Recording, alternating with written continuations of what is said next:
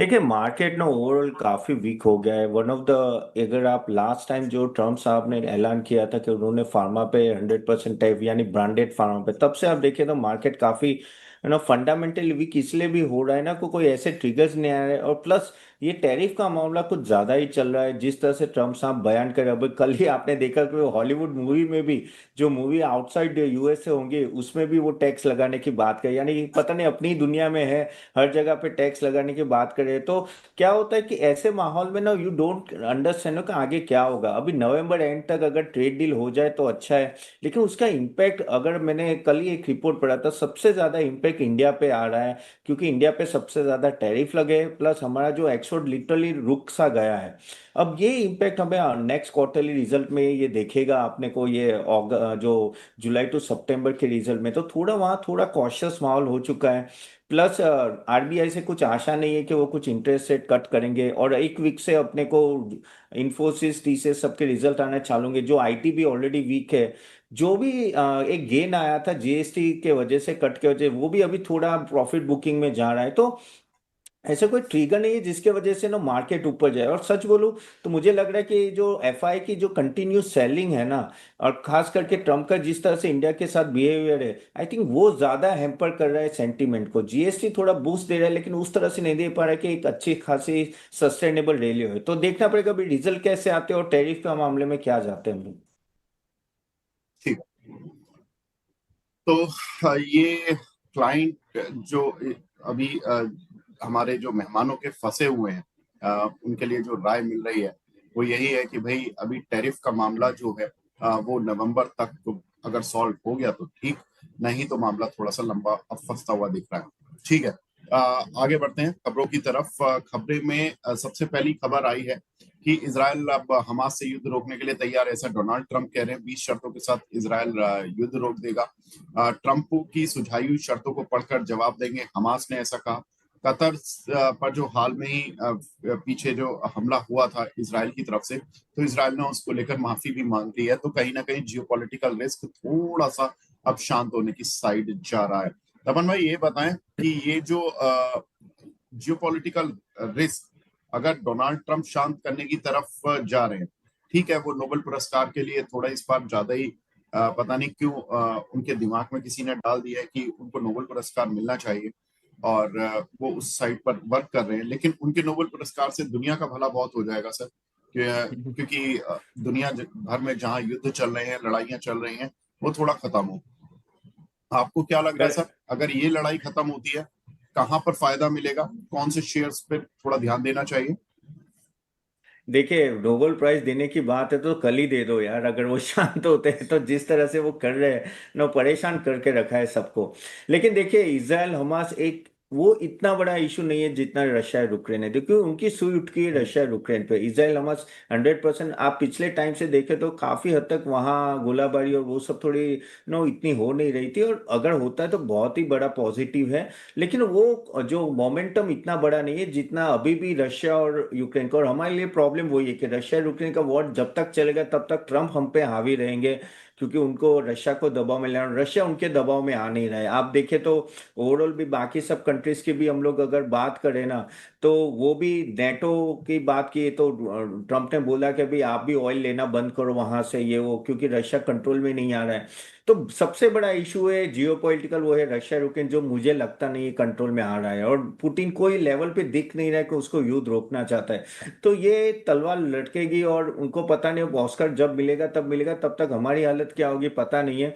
लेकिन ओवरऑल अगर geopolitical crisis में आई थिंक ये कंटिन्यू रहेगा। अफकोर्स इसराइल हमास का अगर सेटलमेंट तो चलो एक पत्ता तो खत्म हुआ, लेकिन आई थिंक मेन जो विलन है हमारे में वो है रशिया यूक्रेन वॉर, तो वो अपने को देखना पड़ेगा। लेकिन यहाँ से भी मुझे लग रहा है कि टाइम लगेगा उस वॉर में खत्म होने में। ठीक है। तो रशिया यूक्रेन बहुत ज्यादा जरूरी है। लेकिन सर जो रेड सी क्राइसिस आ रहा था, कुछ संगठन जो एग्रेसिव हो रहे थे इस हमास युद्ध के चक्कर में, हूती वगैरह के आक्रमण हो रहे थे, कम से कम वो शांत होंगे तो क्या लग रहा है कि शिपिंग रेट्स या जो क्रूड ऑयल की सप्लाई थी जो कि इधर उधर के रूट से जा रही थी, जिसकी वजह से कह रहे थे लोग की भी ट्रांसपोर्टेशन कॉस्ट बढ़ गई है, क्या लग रहा है, वो ट्रांसपोर्टेशन कॉस्ट कम होने का कुछ बेनिफिट मिलेगा, शिपिंग रेट्स पे कुछ बेनिफिट मिलेगा? शिपिंग रेट्स में ऑफ कोर्स थोड़ा इनिशियली बेनिफिट आएगा अपने को, क्योंकि वो रेट सी में कुछ ज़्यादा ही हो रहा था। और कल अगर आप देखो तो कल ओपेक ने भी बताया कि no they are going to increase the supply, यानी सप्लाई इंक्रीज करने के वजह से नो ऑयल के प्राइसेस आप देखो आज गिरे थे थोड़े। तो वहां भी लग रहा है ओपेक भी नो एक तरह से अपना प्रोडक्शन बढ़ा के रहेगा, तो वहां भी एक थोड़ा फायदा होगा। प्लस ये वॉर अगर खत्म होता है और सेटलमेंट हो, लेकिन कल जो मैंने सुना कि इसराइल पीएम ने कुछ शर्तें भी रखी है कि ट्रम्प को अगर कुछ हमास नहीं माना तो हम लोग खत्म करेंगे वॉर को, यानी कह रहे हैं ना सब लोग अपनी लगा रहे हैं यहाँ और नो अपनी तरह से बात कर रहे हैं। तो मुझे लग रहा है कि आई थिंक ये एक पॉजिटिव नोट पे जाएगा और लॉजिस्टिक कॉस्ट में थोड़ा बेनिफिट तो आएगा। सो होपफुली अगर ये टैरिफ का मामला अगर सॉल्व होता है तो आई थिंक तो यहाँ भी अपने को बेनिफिट मिलेगा, प्लस ट्रांसपोर्टेशन कॉस्ट में भी बेनिफिट धीरे धीरे मिल सकता है आगे जाके। ठीक है, तो ट्रांसपोर्टेशन कॉस्ट पर बेनिफिट मिल सकता है। सर, क्रूड ऑयल से जुड़ी कंपनियों पर क्या करें, क्योंकि मामला थोड़ा सा गल्फ साइड का है। सी क्रूड ऑयल की कंपनी में एक सिंपल सा मेरा रूल है जो मैं हमेशा मेरे क्लाइंट्स को बोलता हूँ कि अभी फोकस करना है तो ओएमसी पे ही फोकस कीजिए। क्योंकि कल ऑयल प्राइसेस जैसे नीचे आते तो ये बीपीसीएल एचपीसीएल इन सबको डायरेक्ट फायदा है और उनके मार्जिन भी अच्छे खासे इंक्रीमेंट हो रहे हैं। No doubt oil exploration company ऐसा बोल नहीं रहा हूँ कि ओएनजीसी और वो सब अच्छे नहीं है, पर अगर आप बोलो कि यहाँ से ग्रोथ कहाँ दिख रहा है तो मुझे लग रहा है कि ऑयल मार्केटिंग कंपनीज में give you a better growth compare to oil exploration company. और ऑफ कोर्स ये जो यहाँ अगर सॉल्व होता है तो ओएनजीसी रिलायंस और इन सबको आई थिंक डायरेक्ट फायदा होगा। बट अगर ग्रोथ के पॉइंट ऑफ व्यू से और यहाँ से मुझे ऐसा लग रहा है कि आगे जाके जिस तरह से कैपेसिटी एक्सपेंशन है इन सब की, और सबसे बड़ी बात अगर आप देखो तो एलएनजी की सब्सिडी मिलने वाली है गवर्नमेंट से बड़ी, तो ये बीपीसीएल एचपीसीएल को भी वहां फायदा हो सकता है। तो I think one can go for OMC compare to oil exploration companies. ठीक है।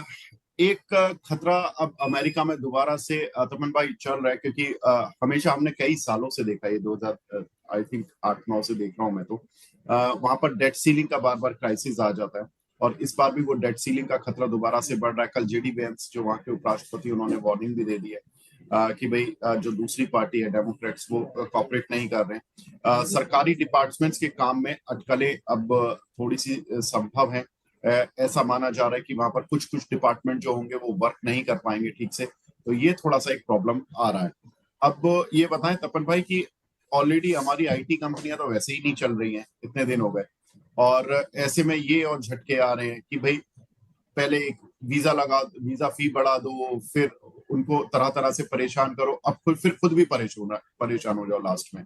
तो इन सबका कंसोलिडेटेड परेशानी कितनी बढ़ेगी ये आईटी कंपनीज के लिए? देखिए सच बोलो आईटी कंपनीज के लिए बहुत बड़ी परेशानी है ये, और मैं आई थिंक हम लोग जितनी बार मिले तब मैं बहुत ही बेरिश रहा हूँ आईटी कंपनीज का। रीजन वही है कि ये एक बता देता है कि अमेरिका रुक कहाँ, अमेरिका क्या सोचा, अमेरिका सोचा है कि भाई आपकी जरूरत नहीं है, हमें इंडियन एम्प्लॉयज की जरूरत नहीं है।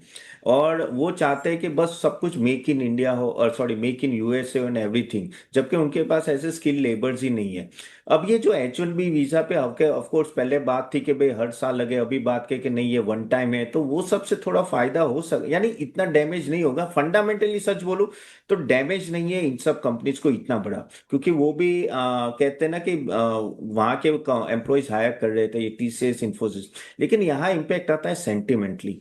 सेंटिमेंटली एक चीज जो मुझे अभी यहाँ क्लियर कट दिख रहा है कि आगे जाके भी कोई ना कोई अगर रूल्स आए, जो आई थिंक हाइक का भी जो एक 25% टैरिफ लगाने की बात कर रहे हैं, टैक्स लगाने की बात, कि अगर आप कोई भी आउटसोर्सिंग करते हो यूएस के बाद, अगर वो भी आ गया तो भी बड़ी परेशानी है। तो इसमें क्या होता है कि ये सब आईटी कंपनीज के प्रीमियम कम हो जाते हैं, तो P ratio directly D rate होने जाए, यानी कोई भी इन्वेस्टर उसको ज्यादा प्रीमियम देना नहीं चाहता। तो अभी क्या होगा कि शायद अर्निंग स्टेबल हो, या तो बढ़े नहीं, लेकिन आपका अगर जैसे 6 महीने एक साल अगर आपका अर्निंग्स बढ़ता नहीं है, पी रेशियो अपने आप धीरे हो जाते, तो अपने आप आपके स्टॉक प्राइस नीचे आने लगे हैं।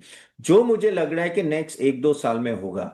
ये 1-2 साल मुझे ऐसा लग रहा है कि आईटी कंपनीज के लिए इच्छा नहीं होगा। हाँ बीच में 10-20% के मूवमेंट आएंगे, लेकिन जो सेक्युलर ग्रोथ की जो बात थी वो हमारे पीछे, क्योंकि ट्रम्प साहब का रुख क्लियर कट है कि वो इंडियन एम्प्लॉयज को वहां चाहते नहीं है। और जिस तरह से बोल रहे हैं कि हम लोग सिर्फ टॉप लेवल के एम्प्लॉयज को वहां आने देंगे और ऐसे सब रूल्स की बात करें, तो वो दिखा रहा है कि नो, वो चाहते हुए even though IT companies want, तो वहां भी परेशानी तो होगी। आप सही बात बोलो कि ऐसा नहीं कि वहां परेशानी नहीं होगी, वहां भी बड़ी परेशानी होगी।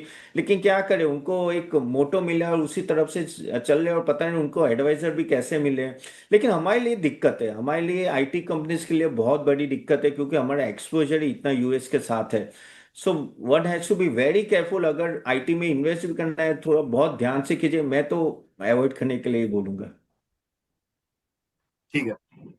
आईटी कंपनीज पर हम आज विस्तार से बात भी करेंगे कि कैसे रिजल्ट्स रहने वाले, लेकिन वो स्टॉक एक्सचेंज तक आपको इंतजार करना पड़ेगा, पौने 12 बजे तक का, जहां पर कि हम बात करेंगे कि कुछ एक रिपोर्ट्स आ रही हैं, वो कैसे एक्सपेक्ट कर रही है Q2 के रिजल्ट्स आईटी कंपनीज के लिए।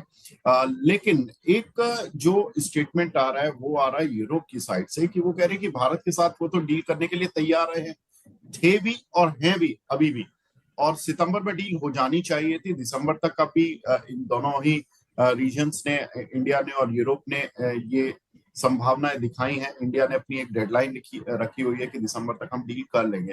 तपन भाई, ये बताएं कि ये डराने वाला स्टेटमेंट है यूरोप की तरफ से, वार्निंग वाला स्टेटमेंट है कि हम तो डील के लिए तैयार थे, मतलब वो भी कहीं आंख तो नहीं दिखा रहे हैं कि आप, हम तो तैयार थे, आप तैयार नहीं हैं, और हम तो आज भी तैयार हैं, मतलब वो इंडिया पर भार डाल रहे हैं क्या कि आप तैयार नहीं है शायद? देखिए क्या हो रहा है कि यूएस एज अ मार्केट बहुत बड़ा मार्केट है, और अभी अगर यूरोप को यूएस का एक्सेस नहीं मिलता है, तो वो बाकी कंट्रीज की तरफ रुके, जिसमें India is one of the biggest nation. अगर पॉपुलेशन वाइज तो of course we are number one compare to China also now. और चाइना का एक्सेस उनको मिलता नहीं है, तो इंडिया पे वो चाहते हैं कि काफी सारे सेक्टर में उनको डायरेक्ट एक्सेस मिले, उसमें शायद एग्रीकल्चर भी होगा और बहुत सारे।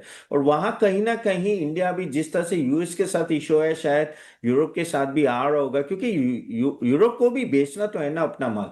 तो वो भी चाहते जितना स्क्वीज कर सके करे, और ये नेगोशिएट टैक्टिक्स रहेगी। देखिए दोनों तरफ ऐसा है अभी। क्या है कि इंडिया भी अभी झुकने वाला नहीं है जिस तरह से वो, क्योंकि उनको भी पता है सबको हमारा मार्केट चाहिए। हाँ, लेकिन हमें बहुत भी स्टबन नहीं रह सकते हम लोग। लेकिन आई थिंक कोई ना कोई, मुझे ज्यादा पता नहीं है सेंसिटिव सेक्टर्स किस पे बात हो रही है, लेकिन मुझे ऐसा लग रहा है I think India is putting कहते हैं स्ट्रॉन्ग स्टैंड, कि हम यहाँ देंगे यहाँ नहीं देंगे, और वहां जाकर चीजें अटकी होगी, क्योंकि हमारे लिए यूरोप का मार्केट भी बहुत इंपॉर्टेंट है।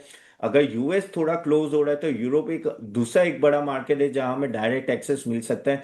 लेकिन होपफुली कुछ ना कुछ डील होनी चाहिए। लेकिन हाँ, वो कहते हैं नेगोशिएशन जब चलता है तो ट्राई करते हैं कि जितनी मलाई निकल सकते हैं निकाल लेते हैं। तो वही दोनों में चल रहा है अभी। लेकिन कहीं ना कहीं होगा, आई थिंक ये होनी चाहिए, क्योंकि यूएस के साथ तो अभी भी बहुत बड़ी मुश्किलें हैं, उनको भी है हमको भी है। बिल्कुल ठीक बात है। तो यूएस के साथ भी दिक्कत है, यूरोप के साथ अभी चीजें सॉल्व होने की तरफ थी, लेकिन अब यूरोप का ये स्टेटमेंट आना थोड़ा सा, मतलब हो सकता है कि ये इंडिया को शायद ग्रिल कर रहे हो कि भाई आओ डील करनी है तो जल्दी कर लो। सेम केस जो यूएस ने टैक्टिस अपनाई थी, दिख उनको भी रहा है कि इनकी डील यूएस से नहीं हो रही है, तो अगला बेस्ट मार्केट हम ही है। तो ऐसे में जब एक दुकानदार को पता है कि मार्केट में दो दुकानें हैं और एक बंद हो गई है इसके लिए, तो दूसरी मैं ही हूँ, तो वो अपनी टैक्टिस तो अपनाएगा। बिल्कुल ठीक बात है सर। करेक्ट। लेकिन सर ऐसे में ये जो टैक्टिस है, क्योंकि यूरोप वाले कह रहे थे कि भाई इंडिया में वो लिकर अपनी भेजना चाहते हैं, अपनी ऑटो कंपनीज को एक्सेस चाहते हैं।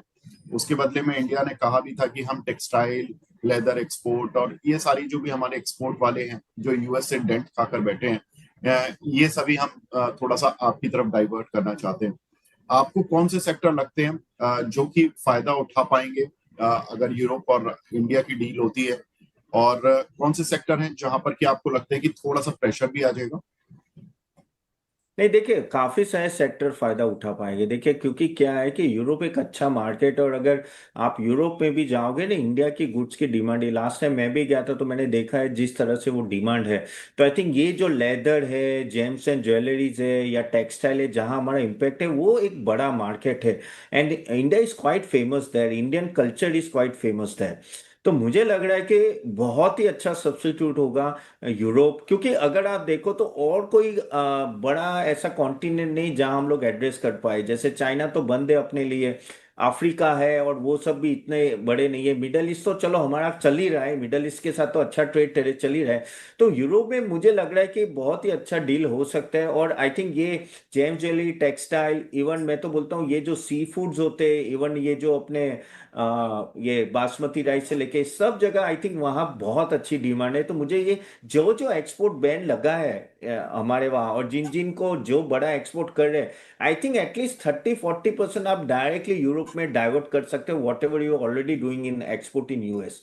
तो एक बड़ा मार्केट है, अगर एक्सेस होता है तो हमारे लिए बहुत फायदा है, लेकिन किस कॉस्ट में होगा वो देखना पड़ेगा। और government I think no better than us. बिल्कुल ठीक है सर। एक चीज लेकिन जो गवर्नमेंट ने किया, देखिए इस समय मार्केट में जितने भी मेरी एक्सपर्ट से बात हो रही है, बड़े बड़े फंड मैनेजर से बात हो रही है, वो यही कह रहे हैं कि देखिए इंडियन गवर्नमेंट जो बेस्ट कर सकती थी अपनी डोमेस्टिक डिमांड को बचाए रखने के लिए या बनाए रखने के लिए, वो पूरा किया उन्होंने, उसमें कोई दिक्कत नहीं है। लेकिन ट्रंप ने भी वो सब कुछ किया है जो कि इंडिया को परेशान कर सकता है। उन्होंने आईटी को परेशान किया, उन्होंने टैरिफ लगाकर सारी चीजें खराब कर दी।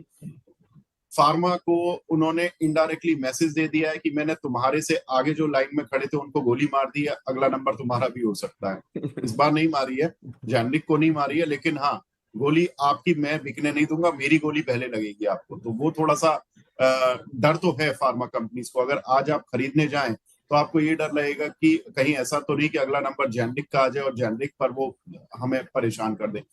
हालांकि नुकसान उन्हीं का है, उन्हीं का नुकसान है अमेरिका वालों का, लेकिन वो इस समय नुकसान झेल रहे हैं सर।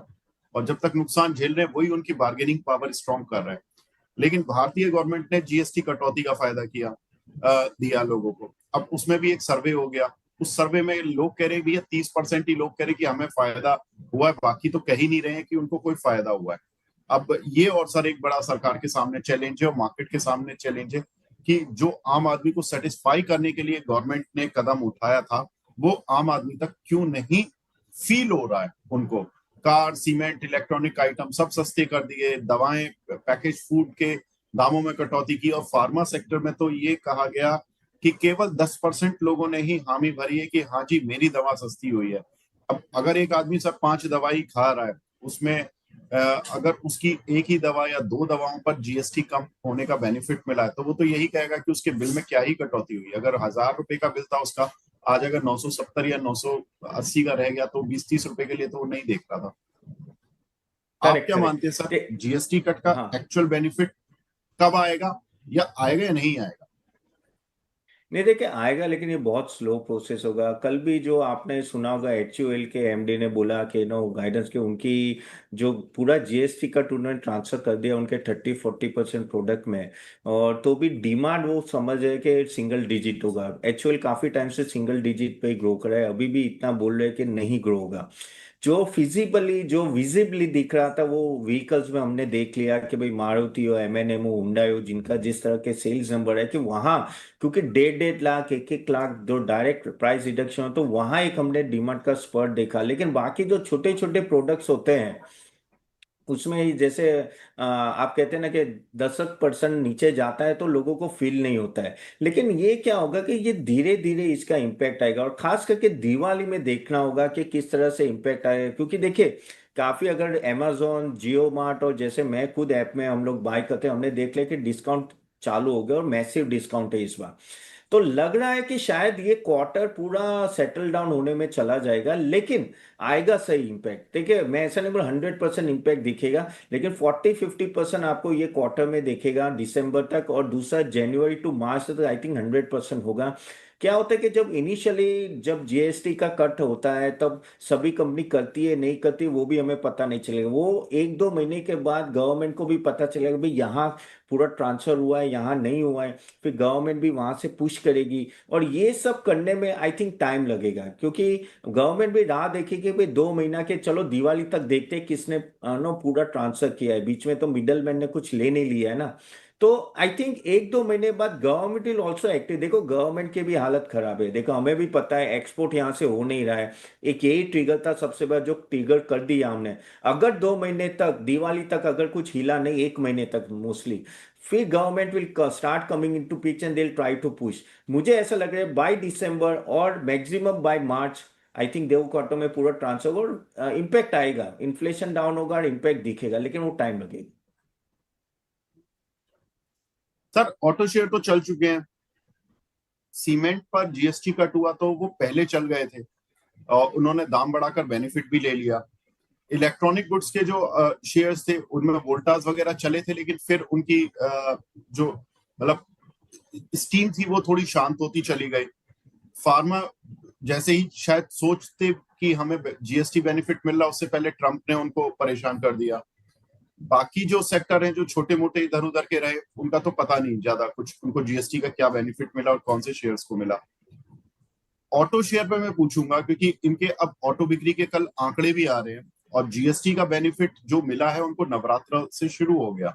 और हमने काफी कुछ हल्ला भी देखा कि जी मारुति ने इतनी कार बेच दी, 80,000 क्वेरीज आ गई उनके पास, एक एक दिन में बहुत अच्छी कार की बिक्री हो रही है, 5-10 साल के उनके हाईज बन रहे हैं सेल्स बिक्री के। ऑटो शेयरों में अब बिकवाली करें, प्रॉफिट बुकिंग करें, या ये एक स्ट्रक्चरल रिफॉर्म रहा है उनके लिए, ये उनको लॉन्ग टर्म तक बहुत आगे ले जाएगा? देखिए, जो अभी स्पर्ट आया, मुझे नहीं लगता कि दिवाली बाद इतना स्पर्ट कभी रह सकता है। This is exceptional. यानी 5 साल का सबसे बड़े नंबर्स जो मैंने देखे, मारुति के 30,000 के नंबर, आई थिंक हुंडई के 15,000 के यूनिट्स के नंबर, और एमएनएम की भी बहुत मैसिव है। तो वो तो वन टाइम होता है, ऐसा स्पर्ट हर टाइम नहीं देख सकते, क्योंकि जो रुके हुए थे वो सब बाय कर लेंगे अभी, तो नेक्स्ट क्वार्टर फिर ऑफकोर्स ना थोड़ा तो ठंडा होगा। लेकिन एक तरह से जो ये प्राइजेस कम हुए, तो आगे जाके you can say that 10-20% increment of the annual sales will go up, क्योंकि अगर आपका 1 लाख 1.5 लाख 10-15% से अगर मैक्सिमम, चलो 10% से भी अगर कम होते हैं, तो 10-20% से आपके टर्नओवर बढ़ने की चांसेस है। ईयर ऑन ईयर मैं बोल रहा हूँ, ये क्वार्टर आप छोड़ दो क्योंकि वो एक्सेप्शनल गेन था। आगे जाके स्ट्रक्चरली ऑफ कोर्स सबके लिए, फोर व्हीलर और टू व्हीलर्स और सबके लिए आई थिंक ये एक रिफॉर्म, बड़ा रिफॉर्म था। उनको बेनिफिट होगा और आगे जाके आई थिंक धीरे धीरे इसका बेनिफिट मिलेगा। लेकिन अभी हम लोग वैल्यूएशन की बात के, जैसे आपने बोला ऑलरेडी भाग चुके, तो काफी हद तक प्राइस्ड इन हो चुका है। आपको अभी यहां से लेने तो बहुत केयरफुली लेने पड़ेंगे, और मेरे हिसाब से तो देख लेते हैं कल जो नंबर्स आएंगे 1 अक्टूबर के, किस तरह के नंबर आते हैं और फिर उसका पीएनएल में किस तरह से इम्पैक्ट आता है। लेकिन क्योंकि स्टॉक्स बहुत बढ़ चुके हैं, तो मैं तो बाय ऑन डिप्स की यहाँ राह दूंगा। इस लेवल पे तो थोड़ा मुझे ऐसा लगे काफी हद तक फैक्टर इन हो गए, 40-50% स्टॉक्स सभी भाग चुके हैं। लेकिन स्ट्रक्चर रिफॉर्म है, वो मैं एग्री कर रहा हूँ, आगे जाके इनका बेनिफिट मिलेगा। और मार्जिनल आप कैसे 10-20% का एनुअल टर्नओवर भी बढ़ेगा आगे जाके। ठीक है सर। तो अभी आपकी कोई पसंदीदा शेयर या जहां पर आपको लग रहा है कि वैल्यूएशन ओवर स्ट्रेस्ड हो गई है, उन शेयर्स के नाम बता दीजिए सर। वैल्यूएशन अंडर वैल्यू है ऐसे बोल रहे हो ना आप? यानी कौन कोई जी सेक्टर्स के बारे में? हाँ, ओके। जी, सी ऑटो मुझे में मैं यहाँ पूछ लग रहा रहा है हूँ। कि आई थिंक जिस तरह का अभी डिफेंस सेक्टर में आप देखें कि पिछले 1 महीने में अच्छे खासे डील्स हो रही है, और जो गवर्नमेंट फोकस का, I think defence sector, I think one should go for no long term. और उसमें मेजागोन हो या आई थिंक एचएल या बीएल, वो मेरे पिक रहेंगे। आई थिंक ये स्ट्रक्चर रिफॉर्म्स वहाँ बहुत बड़े हुए हैं, क्योंकि वहाँ अगर आप देखो तो बैकवर्ड इंटीग्रेशन चालू हो गया है। अगर जिस तरह से लास्ट टाइम गवर्नमेंट ने बात की ना कि क्योंकि देखिए एचएल हो या बीएल, इनका सबसे मेजर प्रॉब्लम क्या था प्रोडक्शन के, उनके जो कंपोनेंट्स बाहर से आते थे, तो उसका सप्लाई कंस्ट्रेंट की वजह से या जियो पॉलिटिकल की वजह से नहीं आते थे। अभी वो अगर यहाँ 1-2 साल में प्रोड्यूस करने लगे, तो आई थिंक मुझे ऐसा लग रहा है कि नो डिफेंस स्टॉक्स में गो अप वेरी वेल। तो वैल्यूएशन वाइज भी मुझे ये 3 स्टॉक आई थिंक ठीक ठाक लग रहे हैं। तो अगर किसी को लॉन्ग टर्म जाना है तो मेरी यहाँ रहेगी, लेकिन यहाँ 2-3 साल रुके, ये बहुत अच्छा रिटर्न दे सकते हैं। ठीक है सर। एक चीज और जो कि कल होगी वो होगी आरबीआई पॉलिसी की अनाउंसमेंट। तब पहला जो खुशी थी, आरबीआई ने पहले ही आज से 3 महीने पहले दे दी थी, लेकिन अब उम्मीद ये है कि 25 बेसिस पॉइंट का एक रेट कट हमें और मिल सकता है। हम देख रहे हैं कि पिछले कुछ दिनों से सरकारी बैंक के शेयर में कुछ स्ट्रेंथ लौटी है। कैनरा बैंक में खैर अपनी वजह है, क्योंकि वो अपना कुछ जो स्टेक वगैरह बेच रहे हैं, कैनरा जो उनका इंश्योरेंस वाला वेंचर है एचएसबीसी के साथ, उसमें पीएनबी का भी कुछ स्टेक है। लेकिन sir, barring these two banks, आपको ओवरऑल क्या लग रहा है कि रेट कट अगर आता है तो कहाँ बेनिफिट मिलेगा? सरकारी में ज्यादा मिलेगा, प्राइवेट में ज्यादा मिलेगा? एनबीएफसीज भी काफी अच्छे से रन हो रही हैं। तो मुझे यहाँ लग रहा है कि अगर रेट कट आता है, ऐसे शायद चांसेस ऐसे कि वो लोग स्टेटस को रखे। लेकिन अगर रेट कट आता है अभी नहीं तो नेक्स्ट पॉलिसी में भी I think NBFC will be much more beneficial. The reason is simple, क्योंकि फेस्टिव सीजन आ रहा है, कंज्यूमर ड्यूरेबल्स ले लो, और आई थिंक ये व्हीकल का जिस तरह के सेल्स नंबर आ रहे हैं, तो जो भी आपके व्हीकल फाइनेंसिंग कंपनी जैसे श्रीराम हो या वो सब, इवन आप बजाज फाइनेंस कंज्यूमर फाइनेंस में, तो काफी इन सबको नो डायरेक्ट फायदा होगा। और ये फेस्टिव सीजन में मुझे लग रहा है कि एक अच्छा बर्स्ट आ सकता है, क्योंकि जो मैंने देखे जो भी ये सब ई कॉमर्स प्लेयर्स है बहुत अच्छा खासा डिस्काउंट लेके चल रहे हैं, और सबके ईएमआई वाले सेल्स होते हैं। तो इन सब कंपनियों से एनबीएफसी पता है कि वो ज्यादा लोन देती है। तो जो कंज्यूमर लोन्स होते हैं, ड्यूरेबल्स के लोन, फिर credit card loans, I think यहाँ एक बड़ा स्पर्ट आएगा। प्लस नेट इंटरेस्ट मार्जिन भी, क्योंकि interest rate on a lower side और आगे जाके कट हुआ, उनको वहां भी बेनिफिट मिल रहा है। तो आई थिंक अगर यहाँ से प्ले करना है, NBFC will be much better option than banks. और आई थिंक यहाँ आपको ग्रोथ देख सकते हैं, ये श्रीराम है या तो आप बजाज फाइनेंस ले लो, और कुछ एल एन टी फाइनेंस से लेके बहुत सारे स्टॉक्स है जो आप देख सकते हो। ठीक है सर, अब बस आखिरी सवाल ये पूछूंगा कि अब सारा कुछ सम कर दें मार्केट में कि यहाँ ये हो गया, वहां ये हो गया, आपने अपने पसंदीदा सेक्टर भी बता दिए, शेयर भी कुछ कुछ इंडिकेट कर दिए, लेकिन आज अगर जो फंसे हुए लोग हैं जिन जिन सेक्टर्स में, वो सेक्टर्स आपको भी पता होंगे क्योंकि सारे पिटे हुए वही वाले सेक्टर हैं जो टैरिफ की मार से खाए हुए हैं इधर उधर, वो क्या करें, वो लोग क्या करें? वो इन शेयरों में जो आपने बताए हैं उन पर शिफ्ट करें, या जो भी हमारे एक्सपर्ट्स आते हैं उनके शेयरों पर शिफ्ट कर लें, या आपको लगता है कि ठीक है, कोई उम्मीद है जिस दिन डील हो गई सारी चीजें रिवर्स हो जाएंगी, सब कुछ ठीक हो जाएगा, इतनी घबराने की जरूरत नहीं है? आप क्या मानते हैं सर? देखिए, इसमें प्रॉब्लम क्या होगा, जो भी एक्सपोर्ट ओरिएंटेड है, जैसे समझ लो आपकी कंपनी 30-40% एक्सपोर्ट करती है यूएस में, और ये 50% का टैरिफ लग गया, तो आप अगर उसका आधा भी कर लोगे तो आपके पीएनएल में बड़ा हिट आता है। करेक्ट। अभी नो डाउट गवर्नमेंट आपको सब्सिडी देगी, या आपके जो लोन चल रहे हैं उसमें बोल देंगे चलो 6 महीने आप लोन मत पे करिए या इंटरेस्ट माफ, लेकिन इससे आपका रेवेन्यू नहीं बढ़ता है। तो इन सब कंपनीज को डायरेक्टली पीएनएल हिट होगा और उसको रिपेयर होने में टाइम लगेगा। अभी आप देखिए, ये चालू हो गया था हमारा अगस्त महीने से, ये सितंबर खत्म होगा, अक्टूबर नवंबर, यानी 3 महीने या 4 महीने का इम्पैक्ट बड़ा होता है। तो मुझे डर है कि इन सब एक्सपोर्ट ओरिएंटेड कंपनीज का पीएनएल में अच्छा खासा हिट होगा। प्लस दूसरा एक जो हिट होगा वो इन्वेस्टर सेंटीमेंट का, क्योंकि सबको टेंशन होगी कि कब पीएनएल रिकवरी आएगी।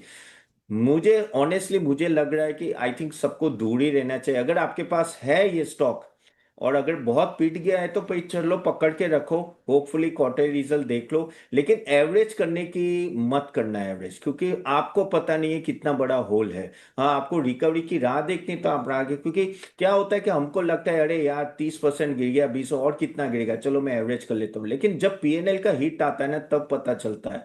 सो मेरा तो यही राय होगी सबको कि अगर एक्सपोर्ट ओरिएंटेड स्टॉक से वेट कर सकते हो तो कर लो, होपफुली नवंबर में डील होगी, लेकिन भूल से भी एवरेज मत करना।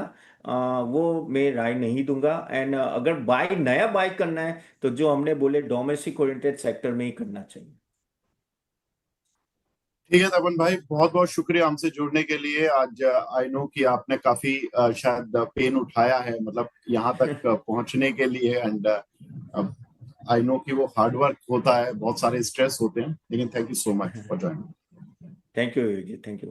दोस्तों, हमारा नेक्स्ट सेशन अटेंड कीजिए जहां हम लोग बताएंगे किस तरह से अच्छा पोर्टफोलियो बना सकते हैं आप equity, mutual fund, bonds, ETF, IPO में। तो एक डाइवर्सिफाइड पोर्टफोलियो जो आपको फाइनेंशियल गोल अचीव करने के लिए मदद है। तो लिंक मैंने कमेंट बॉक्स में दिए, जरूर अटेंड कीजिएगा। और आप चाहते हो कि आपका पोर्टफोलियो अच्छा बने तो आप हमारे वेबसाइट को भी अटेंड कीजिए, www.catapan.in, जहां हमने equity, bonds, mutual fund, ETF, IPO के बारे में किस तरह से हम लोग बाय और सेल रिकमेंडेशन देते हैं, along with the research reports, weekly session, और काफी सारे research on daily on weekly basis आपको मिलते हैं। तो www.catapan.in भी जरूर अटेंड कीजिएगा।